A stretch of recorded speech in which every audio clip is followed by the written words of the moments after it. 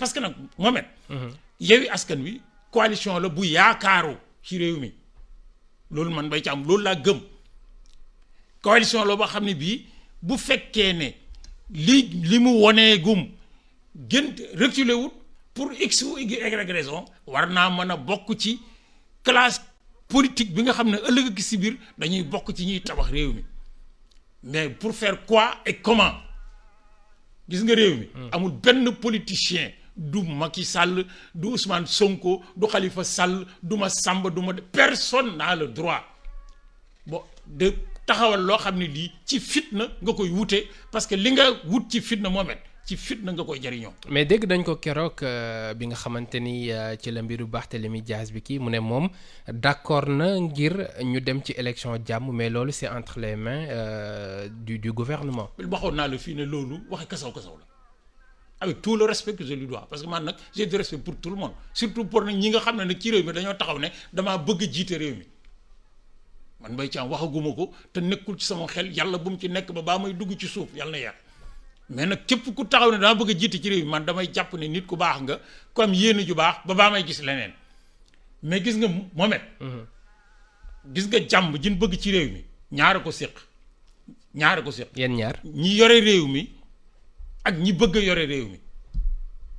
ñi yore réew mi rek ñoo yore jàmm ji su leen neexee jàmm am bu leen naqaree jàmm am c'est pas vrai indubitablement ni sur le plan scientifique ni sur le plan stratégique c'est-à-dire nu ñuy doxale nit ñi nag Mohamed du ñaay dof booy wax ak ñoom da nga leen di respecter nit ñi moo di li mu def démb mooy man Ousmane Sonko du ma signé charte bi ku taxaw ne Ousmane Sonko wartoon wax loolu mais tu lui dénies le droit de dire ce qu'il pense man Mbaye Thiam je n'ai pas ce droit je le lui reconnais mais nag li muy jur moo di bu bëggee gëmloo nit ñi ne su nguur gi bëggee jàmm dina am su bëggul jàmm du am man loolu gëwuma ko tey duma ko gëm ëllëg li ma gëm moo di bu fekkee ne li ñu séq moo di élection yi ñu dëgmal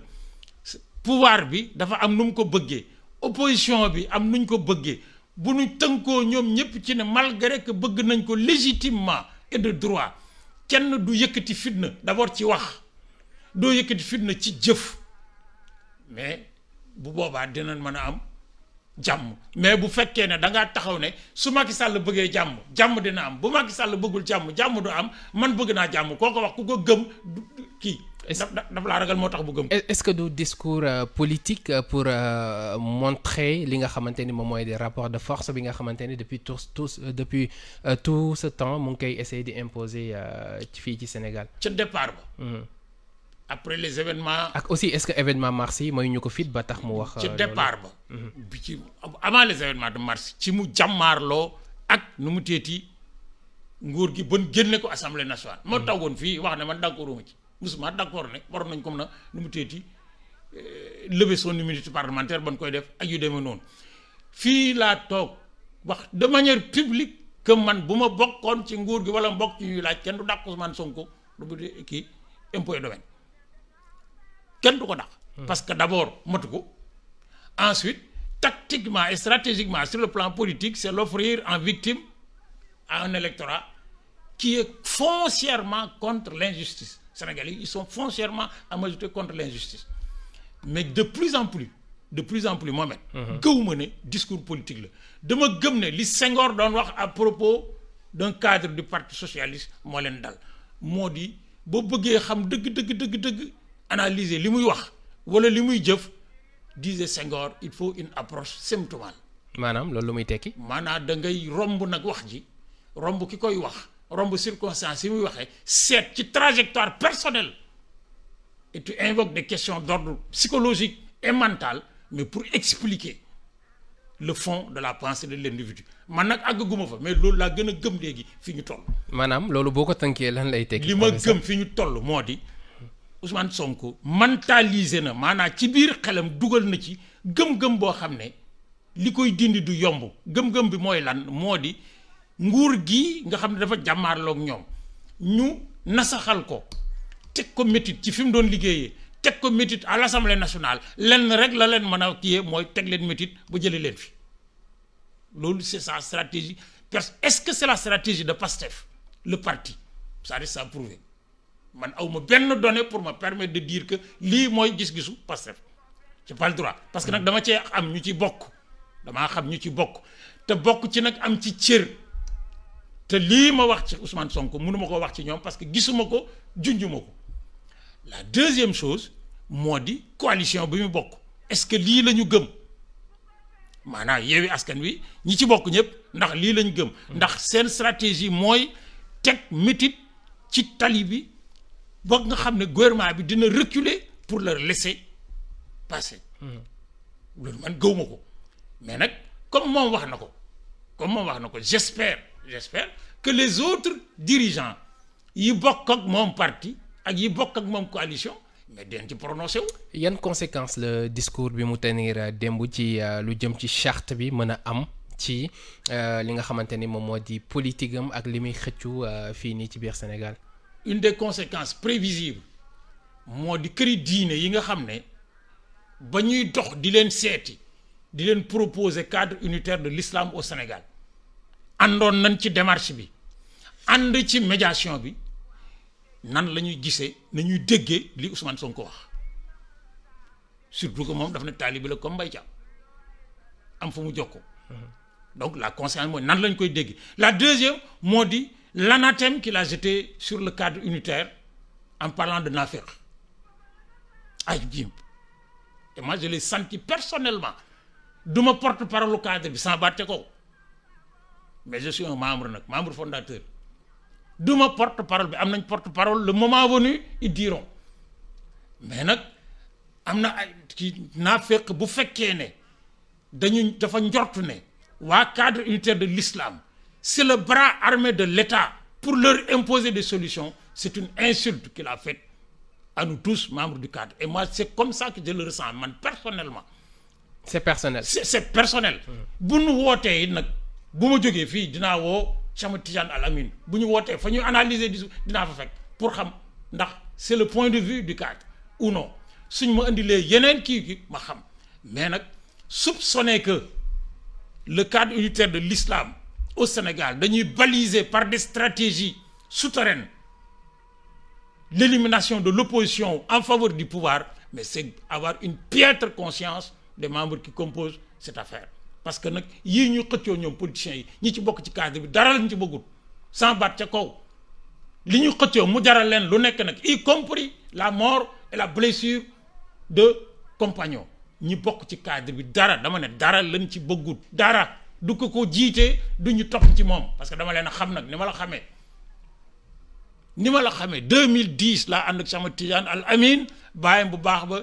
Serigne Abdou Aziz Al Amine dénkuñu ak professeur Abdou Aziz Kébé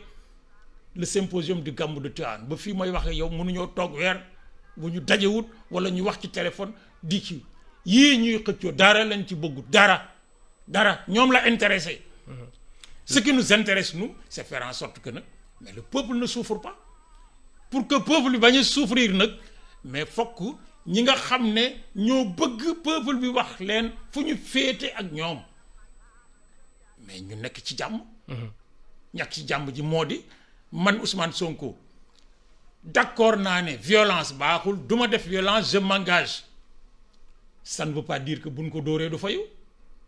ça ne veut pas dire que buñ ko tooñee du kii mais nag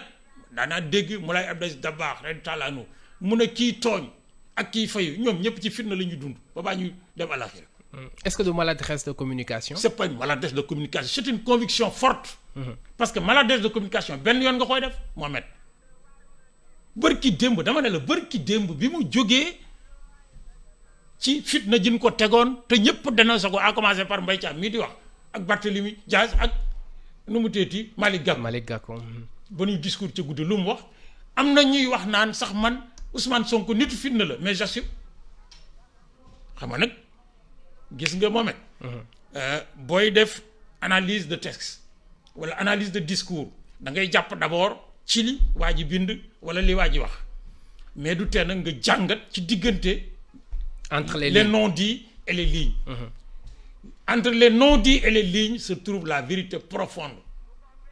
waaw nga xam ne moom lañ bëgg a nëbbu mais ñi ngay jàkkaarloo nag boo leen ëppul xel ëppoo leen dayoo mais mën nañoo comprendre ci li ngay wax sax yow loo comprendre mais du erreur de communication parce que nag quand une erreur se répète du mortal combat au nitu fitna la j'assume ou duma signé kii bi mais la continuité elle est linéaire elle est linéaire et elle est fidèle elle est très fidèle ça veut dire quoi ça veut dire que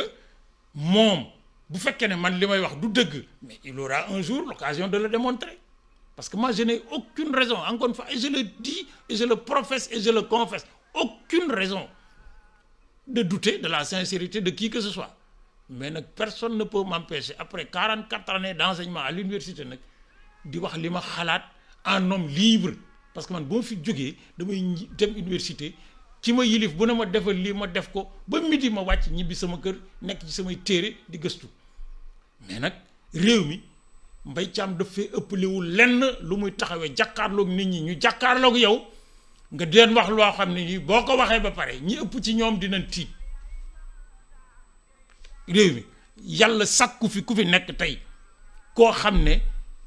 war ngaa mën a wax loo xam ne bu ko nit ñi déggee ñu bari dinañ tiit personne n'a le droit de le dire Ousmane Sonko nag li mu wax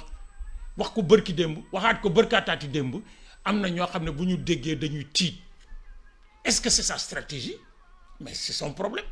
et son droit le plus absolu nag mais man nag c'est ça qui me donne le droit le plus absolu de dire que d'abord d'accord uma ci ñaaw rafetlu wuma ko ñetteel ba ñàkk ko rafetlu gi taxul ma bokk fii ak ma bokk faa dama ne ñii politique ci Sénégal yépp laa wax ñépp laa wax nag amu ci kenn koo xam ne Mbaye Thiam njort na benn lu toll tarfat ay ni ne yaa yore njëriñam professeur Mbaye Thiam xew-xewu jamono la woon